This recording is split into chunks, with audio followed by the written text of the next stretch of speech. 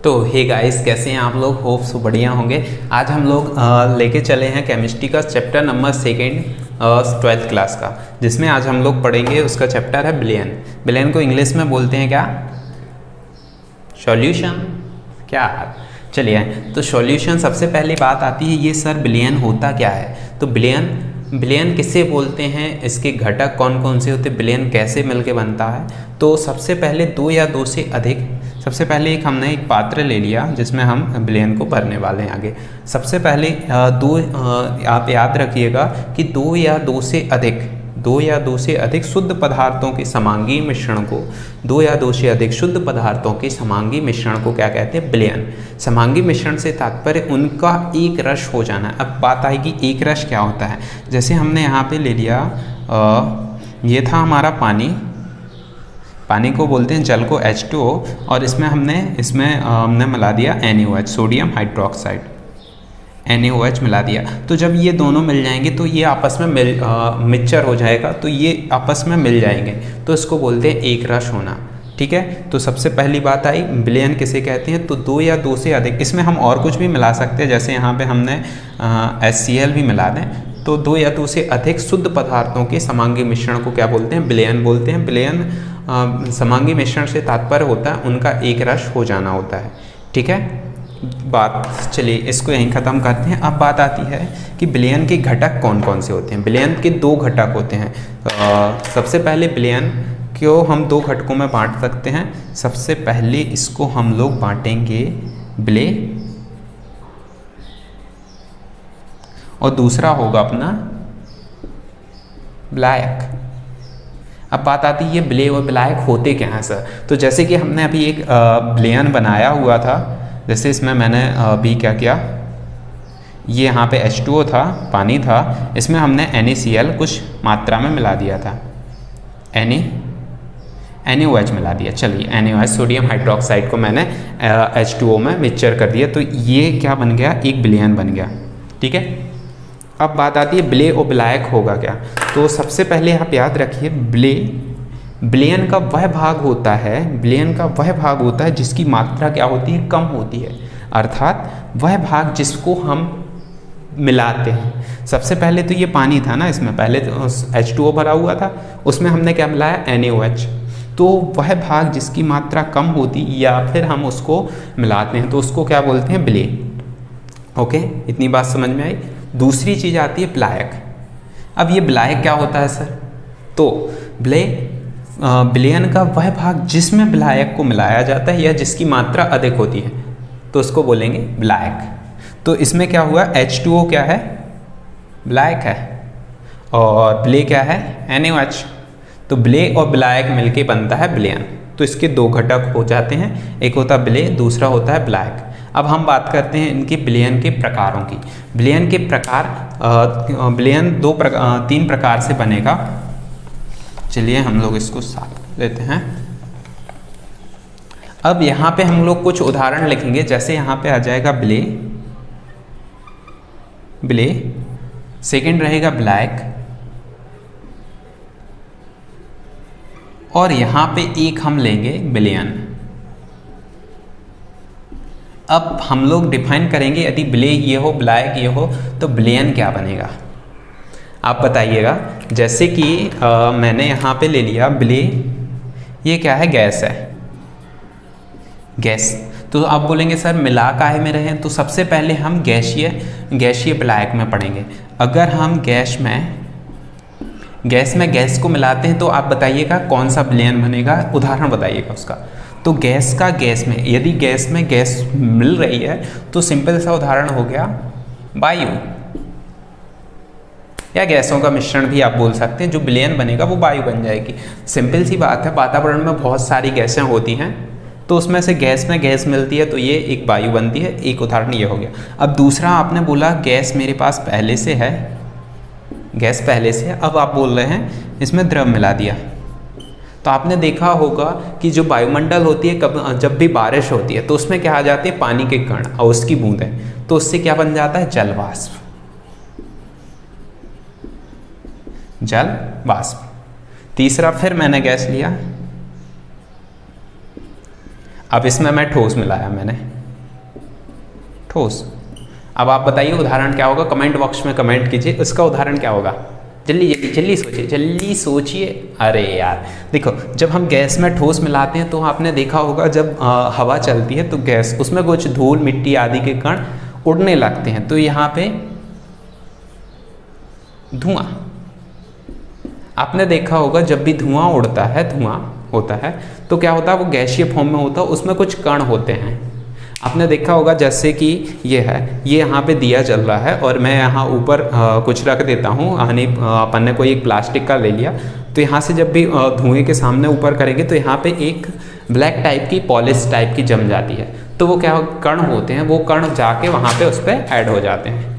चलिए ये हो गए अपने कौन से, गैसीय। अब हम लोग अगले लेते हैं,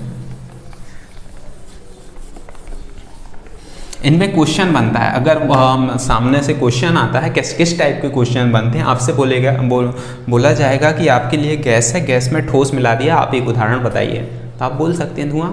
प्रकार के क्वेश्चन बनते हैं। अगले हम लेते हैं, अगर हमारे पास द्रव है, द्रव पूरों सभी में रहेगा द्रव, तीनों कंडीशन में हम लोग द्रव लेने वाले। अब सबसे पहले हम लेंगे गैस, अब हम सबसे पहले लेंगे गैस, गैस, ठीक। अब जब हम द्रव में गैस मिलाएंगे तो आप बताइए उदाहरण कौन सा बनेगा, सोडा वाटर, सोडा वाटर, या वायु का जल में वाष्प विलयन।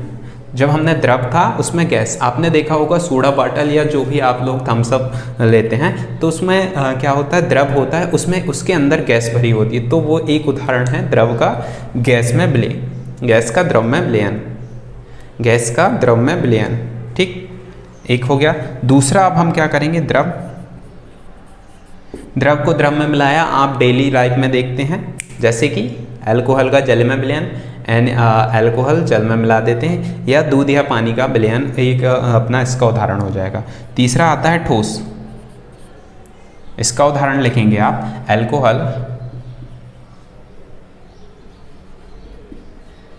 अल्कोहल का जल में विलयन, ठीक। तीसरा देखेंगे आप, द्रव का ठोस में विलयन, तो द्रव का ठोस क्या होता है, द्रव होता है उसमें हम लोग ठोस मिला देते हैं। आपने देखा होगा कि हमारे पास दूध होता है, दूध में हम क्या मिला देते हैं, शक्कर मिला देते, तो वो हो जाता है द्रव का ठोस में विलयन। ऐसे ये हो गया द्रवीय विलयन। अब हम देखेंगे ठोसीय, तो यहाँ पे हम लोग क्या कर देंगे, ठोस, तीनों कंडीशन में हम ठोस लेंगे। अब इनके उदाहरण क्या बनते हैं ये देखते हैं। सबसे पहले हम ठोस में अगर हम गैस मिलाते हैं, ठोस में हमने क्या मिलाई, गैस मिलाई, तो आपके लिए याद रखना H2 का Pd धातु पर अधिशोषण होता है, H2 का Pd धातु, Pd धातु होती है, उस पर क्या होता है, अधिशोषण होता है। अब ठोस का द्रव का एक उदाहरण बोलेंगे, ठोस, ठोस में क्या होता है, द्रव, आपने फिटकरी देखी होगी K2Cr2O7 × 24H2O, ये अपना फिटकरी का फॉर्मूला होता है, इसको फिटकरी बोलते हैं, जैसे कि K2SO4 Al2SO4 का होल थ्राइस × 24H2O, ये इसका उदाहरण हो गया। और ठोस का ठोस में विलयन तो आपको मालूम ही होगा, मिश्र धातुएं बनती हैं ठोस का ठोस में विलयन बनाने से। ठोस का ठोस में विलयन कैसे बनता है, आपने देखा होगा जब हम लोग कोई सोने या चांदी की सामान लेते हैं तो उसमें कुछ ना कुछ अपशिष्ट मिलाए जाते हैं, तो वो हो जाता है ठोस का ठोस में विलयन। तो अभी तक हमने देखे थे भौतिक अवस्थाओं के आधार पर विलयन के प्रकार, और अब हमारा सेकंड होगा सांद्रता के आधार पर विलयन के प्रकार। अब सांद्रता के आधार पर विलयन कितने प्रकार के होते हैं, तो मैं सबसे पहले तो आपको बता देता हूँ, सांद्रता के आधार पर विलयन के प्रकार 5 होते हैं, ठीक, जिसको हम एक एक करके आगे पढ़ने वाले हैं। सबसे पहले आता है सांद्र विलयन, सांद्र विलयन, सांद्र विलयन को क्या बोलते हैं, कंसंट्रेट सॉल्यूशन, ठीक है, वह विलयन जिसमें विलेय पदार्थ की मात्रा अधिक होती है उसको बोलते हैं कंसंट्रेट। अब जैसे हम लोग एक उदाहरण लें, ये अब इसमें H2 है और यहाँ से हमने मिला दिया HCl। अगर HCl की मात्रा H2O से ज़्यादा है, HCl क्या है, ज़्यादा है H2O से, तो ये क्या बन जाएगा, सांद्र विलयन। अर्थात वह विलयन जिसमें विलेय पदार्थ की मात्रा विलायक से क्या होती है, ज़्यादा होती है, उसको बोलते हैं सांद्र विलयन या कंसंट्रेट। वह विलयन जिसमें विलेय पदार्थ की मात्रा अधिक होती है उसको हम बोलते हैं सांद्र विलयन। आया समझ में? बहुत सिंपल से छोटे छोटे से फंडा हैं, उनको हम लोग बड़े आसानी से समझेंगे। सबसे हुआ कंसंट्रेट, ठीक, सांद्र विलयन। दूसरा होता है तनु विलयन। तनु विलयन सेकंड होगा हमारा तनु विलयन। अब इसमें क्या होगा, वही सब है, यहाँ पे था हमारा जल H2O, पानी में हमने क्या मिला दिया, NaCl। अगर वह विलयन जिसमें विलेय पदार्थ की मात्रा कम होती है या ना के बराबर होती है उसको हम बोलते हैं तनु विलयन या फिर डाइल्यूट सॉल्यूशन। अब इसमें क्या किया हमने, यहाँ पे ये तो था जल यानी पानी था, इसमें हमने कुछ मात्रा में या ना के बराबर HCl मिला दिया, तो ये कौन सा विलयन बनेगा, डाइल्यूट विलयन या तनु विलयन बोलते हैं जिसको हम, ठीक। तो सबसे पहले हमने देखा था सांद्र विलयन, तो वह विलयन जिसमें विलेय की मात्रा ज़्यादा होती है, मतलब विलायक से भी ज़्यादा हो जाती है। और डाइल्यूट इसमें क्या होता है, जो विलेय पदार्थ होता है उसकी मात्रा ना के बराबर होती है, यानी मिलाओ या ना मिलाओ बाकी बात एक ही होती है, बट थोड़ी मात्रा में उसको मिला देते हैं, तो हमारा ये बन जाता है तनु विलयन, ठीक। दूसरा संतृप्त विलयन। वह विलयन जिसमें, अब देखिए बात आती है संतृप्त विलयन की, तो संतृप्त विलयन को क्या समझेंगे हम लोग, ये हमारे पास एक बीकर है, इसमें एक विलयन बना हुआ है, ये विलयन है, ठीक। तो इसमें क्या करेंगे हम, निश्चित ताप पर, कंडीशन दी होती है संतृप्त विलयन के लिए, निश्चित ताप पर वह विलयन जिसे एक निश्चित ताप पर, इसको कैसे आप डिफाइन करेंगे, वह विलयन जिसे एक निश्चित ताप पर विलेय पदार्थ की और अधिक मात्रा इसमें ना मिलाई जा सके। जैसे कि यहाँ पे ये था पानी है, इसमें हम लोग शक्कर मिला रहे हैं, तो सबसे पहले अवस्था के आधार पे क्या बना रहे हैं हम, द्रव का ठोस में विलयन, ठोस का द्रव में विलयन, ठीक। तो इसमें हम लोगों ने शक्कर मिलाई, तो निश्चित ताप पर और अधिक मात्रा उसमें नहीं मिला सकते। आप लोगों ने एक बार देखा होगा, जैसे वो होता है शक्कर को हम लोग गलाते हैं, ठीक। तो अगर हम टेम्परेचर को फिक्स कर दें तो और अधिक मात्रा में शक्कर नहीं गलती, फिर उसके बाद वो जमने लगती है। किसके कारण होता है, क्योंकि वो संतृप्त विलयन बन चुका होता है, ठीक है। तो ये होता है संतृप्त विलयन। वह विलयन जो निश्चित ताप पर विलेय का, ये होता है विलेय की और अधिक मात्रा उसमें और अधिक मात्रा ना घोली जा सके या ना मिलाई जा सके, उसको हम बोलते हैं संतृप्त विलयन, ठीक है।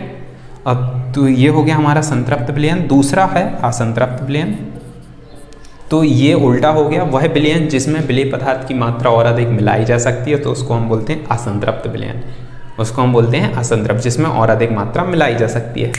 समझ में आ रहा है ना, बिल्कुल बहुत सिंपल है, सारी चीज़ें समझ में आएंगी, बस आप कंटिन्यू देखते रहिए, ठीक है। अब तीसरी बात, अपना पांचवा जो लास्ट पॉइंट होगा,